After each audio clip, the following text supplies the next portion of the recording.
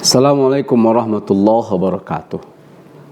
Bapak Ibu yang Allah muliakan, pada pertemuan sebelumnya kita sudah membahas bahwa ekonomi umat insya Allah akan kuat, di antaranya jika kita hidupkan semangat dan budaya untuk berzakat dan bersedekah.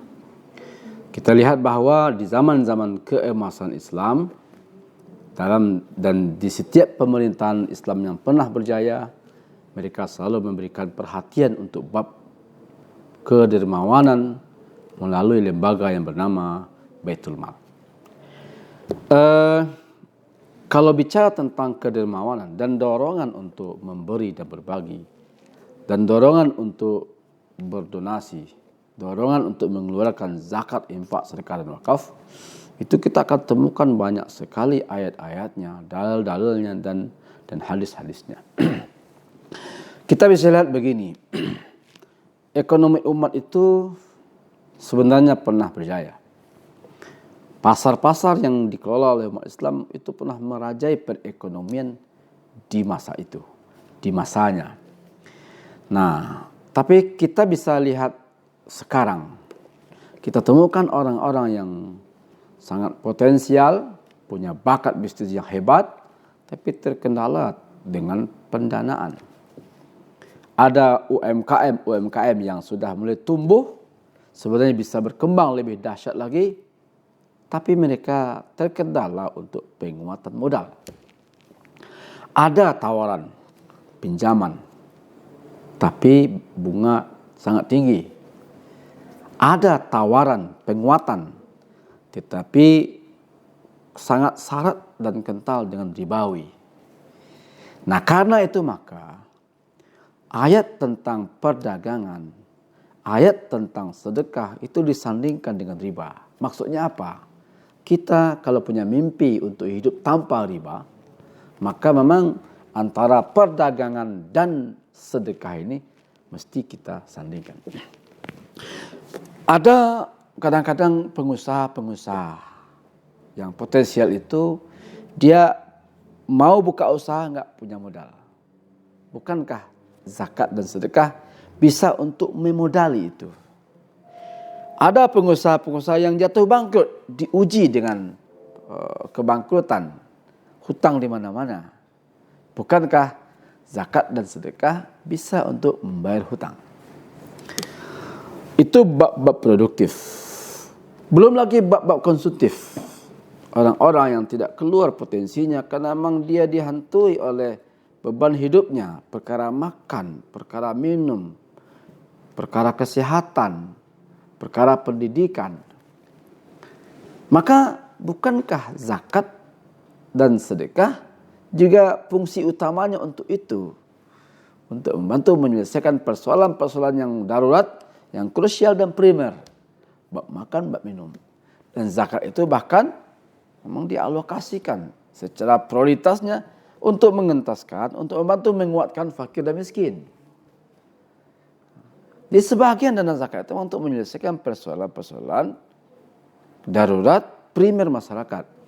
Maka itulah gunanya bantuan konsumtif. Bantuan sembako, bantuan biaya berobat, bantuan biaya pendidikan. Bantuan-bantuan yang kita kasih secara langsung untuk menyelesaikan persoalan yang terjadi dan dialaminya juga secara cepat. Tetapi sebahagian dari bab donasi itu ada yang namanya wakaf. Wakaf itu prinsipnya adalah tidak boleh habis. Wakaf itu semacam dana abadi. Dia kalau ada 1 miliar, sampai kapanpun mesti tetap 1 miliar. Maka dana-dana ini kita bisa gunakan untuk usaha produktif. Yang mana keuntungan dari usaha itu bisa dinikmati, sedangkan modalnya tetap aman. Nah, bantuan untuk pengusaha-pengusaha jika katakanlah memang ada pinjaman ribawi, dia akan terbebani untuk membayar bunganya. Tapi kalau dari wakaf kita tidak bicara bunga, itu dana umat. Bisa dipinjamkan dana wakaf itu, dikelolanya, keuntungan bisa dibagi. Nah, karena itu semua kita bisa berperan. Ingin ekonomi umat maju, hidupkan zakat, infak, sedekah, dan wakaf. Bersama-sama kita urunan. Nah, kalau seandainya semua kita hidupkan semangat berdonasi, semangat bersedekah, semangat berwakaf, semangat berinfak, potensi yang katanya sekitar 270 triliun kalau terkumpul. Bayangkan betapa banyaknya persoalan-persoalan kemanusiaan, persoalan-persoalan kesejahteraan bisa dibantu penyelesaiannya. Bisa dikuatkan. Tapi karena capaiannya baru sekitar 5% dari potensi yang ada, maka kita bisa melihat sangat banyak pengusaha-pengusaha muda, pedagang-pedagang kecil dan lemah terpaksa lalu kemudian terjerat dengan rentenir. Terpaksa lalu kemudian terjerat untuk pinjaman-pinjaman online ribawi. Yang usahanya belum jelas, bunga yang mesti dibayar sudah jelas. Nah, karena itu maka kalau semua kita bergerak, mungkin saja semua kita belum wajib zakat. Dan zakat itu sebenarnya ketuntasan minimal seorang muslim, 2,5%. Kalau belum wajib zakat, potensi terbesar kita sebenarnya bukan di situ. Potensi terbesar umat adalah ada pada infak dan sedekah. Kenapa dengan infak dan sedekah?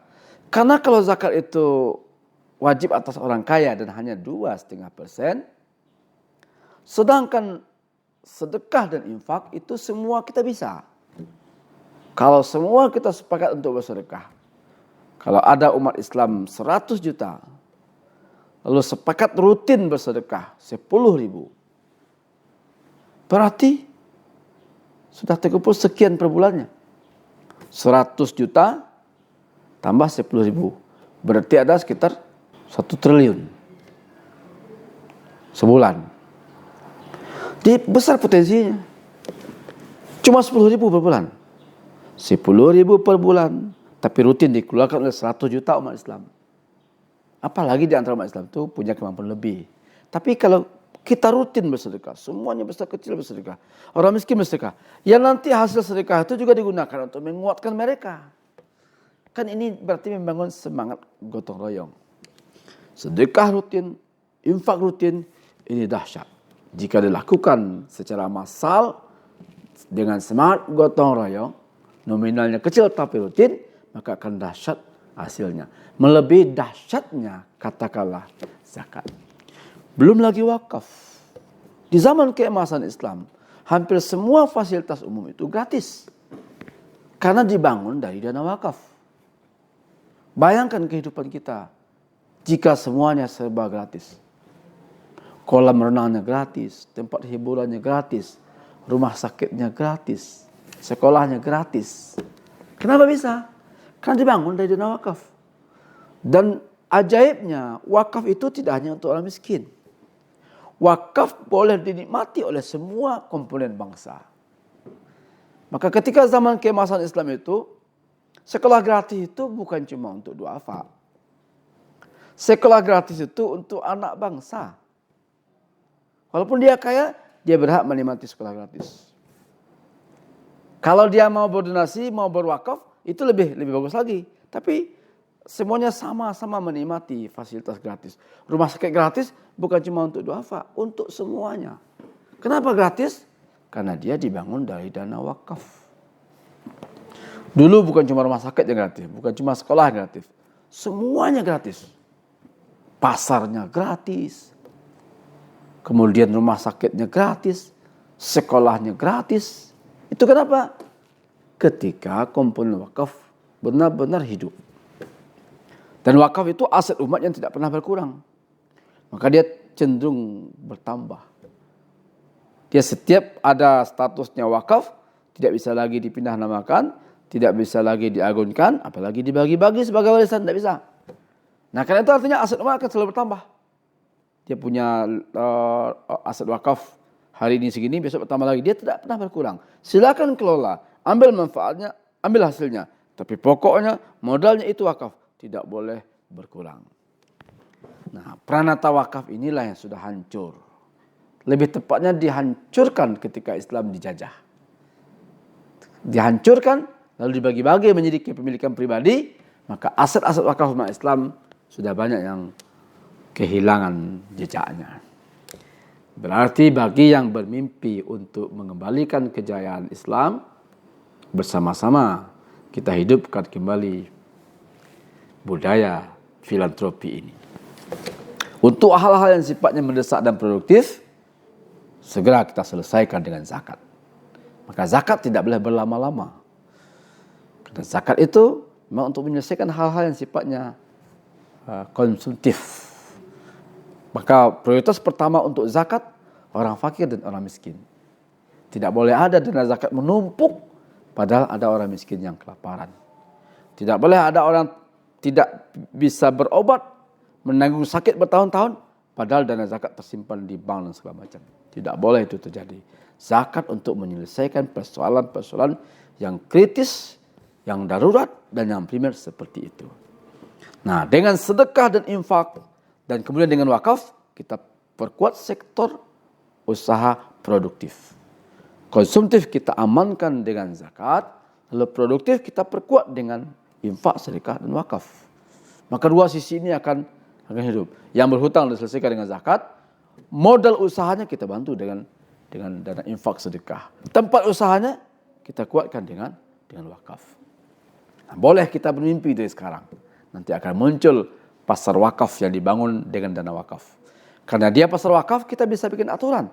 Boleh berdagang di sini gratis, tapi dengan syarat satu, pedagangnya harus mengerti hukum-hukum perdagangan sesuai dengan syariat Islam.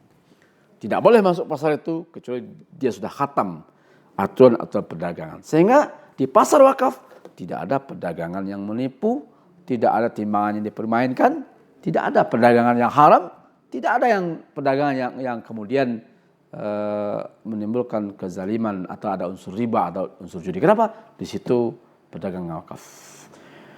Karena dia wakaf, tempat usahanya tidak dikenakan biaya.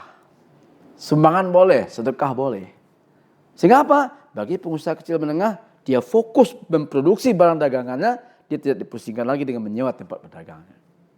Nah, kalau ada beberapa pasar-pasar wakaf dikelola seperti itu, betul-betul hidup ekonomi umat. Kenapa? Pertama, yang berdagang harus yang mengerti hukum perdagangan Islam. Yang kedua, kalau dia mengerti hukum perdagangan Islam, dalam berdagang mereka berusaha dengan cara-cara Islami, nanti ketika mereka sukses, mereka akan menjadi muzaki. Mereka akan menjadi donatur. Karena mereka paham bahwa dari hasil perdagangan ini ada hak zakatnya. Dari kekayaan ada peluang infak dan sedekahnya. Sehingga pasarnya hidup, lalu lingkungan umat juga akan hidup.